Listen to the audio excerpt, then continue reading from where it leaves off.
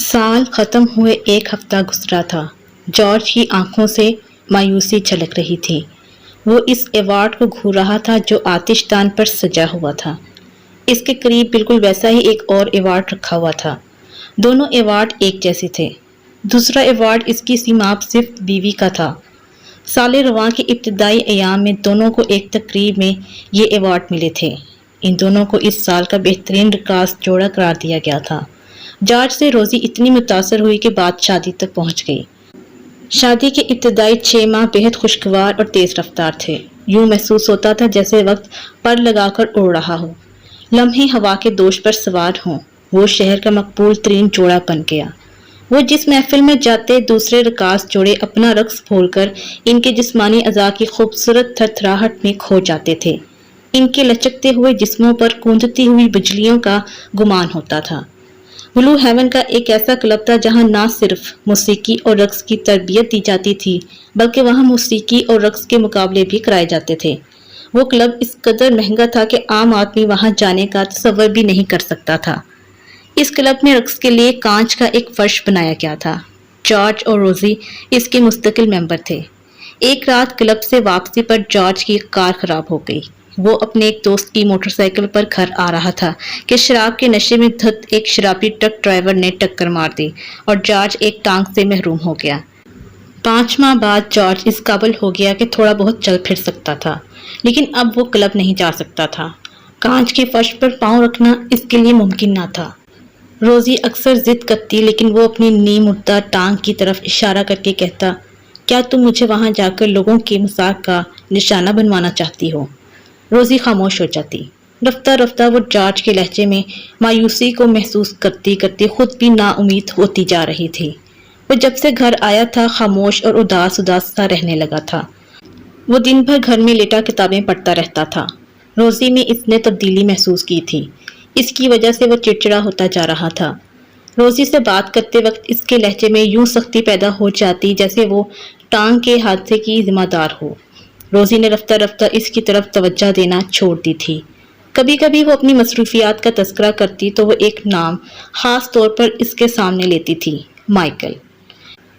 یہ نام روزی کے جانے کے بعد جارج کے دل و دماغ پر کسی اسیر کی طرح حاوی ہونے لگتا تھا اور اس کا دم گھٹنے لگتا تھا۔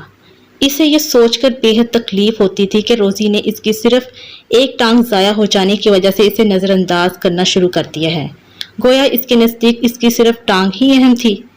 مائیکل کا جسم رقص کے لیے بے حد موزوں ہے، ایک دن روزی نے کہا۔ یہ میری ہی نہیں بلکہ ماہرین کی بھی رائے ہے۔ جارج خاموش بت بنا بیٹھا رہا۔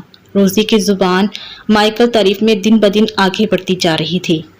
ایک روز جارج نے اخبار میں مائیکل کی تصویر دیکھی۔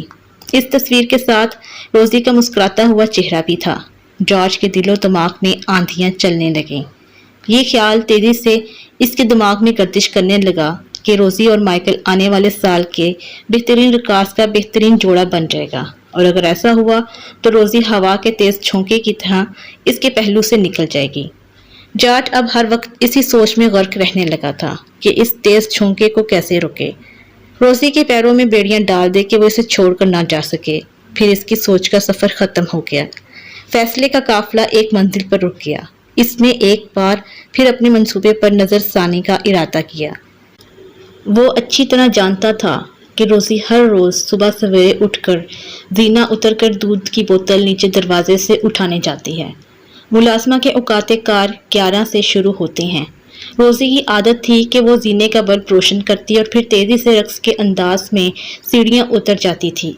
اس نے روزی کو سزا دینے کا مصمم ارادہ کر لیا تھا۔ اس نے فیصلہ کیا تھا کہ روزی کو اپنی طرح معذور کر کے اپنے ساتھ رہنے پر مجبور کر دے گا۔ جب وہ لنگڑی ہو جائے گی تو مائیکل اسے منہ بھی لگانا پسند نہیں کرے گا۔ وہ جس مکان میں رہتے تھے اس کا زینہ پرانا اور قدرے شکستہ تھا۔ وہ پرانی طرز کا ایک 2 منزلہ مکان تھا جس کی نچلی منزل جارج نے معذور ہونے کے بعد کرائے پر اٹھا دی تھی۔ روزی ڈنر باکس لائی تو ساتھ میں تھوڑا سا فروٹ بھی لے آتی تھی۔ جارج نے بہت دنوں کے بعد فرمائش کر کے اسے کیلے لانے کے لیے کہہ دیا تھا۔ کھانے کے بعد روزی اپنے کمرے میں چلی گئی۔ جب سے جارج کو حادثہ پیش آیا تھا روزی دوسرے کمرے میں سونے لگی تھی۔ جارج نے کیلے کھانے کے بعد چھلکے سنبھال کر رکھ لیے۔ وہ اپنے کمرے سے نکلا اور زینے کے بالائی حصے کا جائزہ لیا۔ اس نے ان مقامات کا تعین کیا جہاں اسے چھلکے رکھنے تھے۔ اسے یقین تھا کہ جب روزی دودھ کی بوتل لینے جائے گی تو کیلے کے یہ چھلکے اسے معمول سے کم وقت میں بوتل تک پہنچا دیں گے۔ وہ اس پروگرام میں اسی رات عمل کر ڈالتا، لیکن برا ہوا۔ اس پرانے دوست کا جو رات کے ملاقات کے لیے آیا تھا پھر صبح تک کے لیے وہیں ٹک گیا تھا۔ مجبوراً جارج کو اپنا پروگرام اگلی رات کے لیے ملتوی کرنا پڑا۔ دوسرے دن جارج نے شام 6:25 تک روزی کا انتظار کیا، لیکن وہ نہیں آئی۔ مجبوراً اس نے اپنے کرایہ داروں کے ملازم سے کہہ کر فروٹ منگوایا اور کیلے کے چھلکے اپنے بیڈ کے نیچے چھپا دیے۔ رات 9 بجے روزی واپس آئی تو خوشی سے اس کا چہرہ دمک رہا تھا۔ وہ بے حد خوش نظر آ رہی تھی۔ جارج بھی خوش نظر آ رہا تھا، لیکن در حقیقت جارج کا دل مردہ ہو گیا تھا۔ روزی نے اس کی خوشی کو محسوس نہیں کیا۔ جارج کے چہرے پر قبرستان جیسی ویرانی چھا گئی تھی۔ وہ چاہتا تھا کہ روزی اس تبدیلی پر حیرت کا اظہار کرے گی تو اسے مزید خوشی کا احساس ہوگا۔ اس کے لبوں پر خاموشی کے کتبے لگ گئے۔ روزی کسی تتلی کی طرح جھومتی ہوئی اس کے کمرے میں داخل ہوئی تھی۔ جارج نے اس کی تازگی سے اندازہ لگا لیا کہ وہ مائیکل سے ملاقات کر کے آ رہی تھی۔ روزی چند لمحوں تک ادھر ادھر کی باتیں کرتی رہی، پھر باتھ روم کی طرف رخ کرتے ہوئے بولی، جارج میں ڈنر باکس نیچے کار میں بھول گئی ہوں، مہربانی کر کے اس کو اٹھا لاؤ، نیچے جانے کا میرا موڈ نہیں ہو رہا۔ یہ کہتے ہوئے وہ باتھ روم میں گھس گئی تو جارج مسکراتا ہوا اٹھا۔ اس نے سوچا کہ واپسی میں وہ کیلے کے چھلکے مقررہ جگہوں پر رکھ کر آئے گا۔ زینے کا بلب بجھا ہوا تھا۔ سیڑھیوں کے سامنے والے روشن دان سے مدھم سی روشنی زینوں پر آ رہی تھی۔ جارج نے سوچا کہ وہ روزی کو کچھ نہ کچھ لانے کے لیے ایک بار ضرور نیچے بھیجے گا۔ روزی عادت کے مطابق پہلی سیڑھی پر قدم رکھ کر بلب جلائے گی اور پھر کیلے کے چھلکے اس کے نازک وجود کو تنکے کی طرح اٹھا کر پستی کی طرف پھینک دیں گے۔ اس نے پہلی سیڑھی اور سوئچ بورڈ کے قریب 2 چھلکے پھینکے اور ایک چھلکا دوسرے زینے پر رکھ دیا۔ ان جگہوں کو اس نے ذہن میں محفوظ کر لیا تاکہ کہیں خود ہی چھلکوں کا شکار نہ ہو جائے۔ واپسی میں جب وہ اوپر آ رہا تھا تو چھلکوں کی جگہ اس کے ذہن میں محفوظ تھی۔ وہ بمشکل ہانپتا کانپتا اوپر آ رہا تھا کہ یکایک اسے محسوس ہوا جیسے اس کے پاؤں کے انگوٹھے میں آگ سی بھر گئی ہو۔ وہ توازن برقرار نہ رکھ سکا۔ اس کا پاؤں پھسلا اور وہ سر کے بل سیڑھیوں سے گرتا چلا گیا۔ اس کی ایک چپل اسی سیڑھی پر رہ گئی تھی جہاں سے وہ گرا تھا۔ گرتے وقت اسے وہ بچھو نظر نہیں آیا تھا جو چپل کے قریب ڈنک اٹھائے کھڑا تھا۔ وہ بچھو غالباً کیلے کے چھلکے کی بو پا کر پرانے زینے کے کسی سوراخ سے نکل آیا تھا۔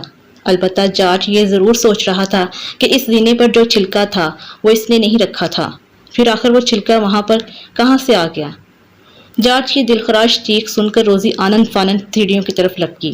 سیڑھیوں پر قدم رکھتے ہوئے اس کی فلک شگاف چیخ ماحول کو لرزا گئی۔ وہ لڑکتی ہوئی جارج کے قریب جا گری۔ جارج کا ذہن تاریکیوں میں ڈوبتا جا رہا تھا۔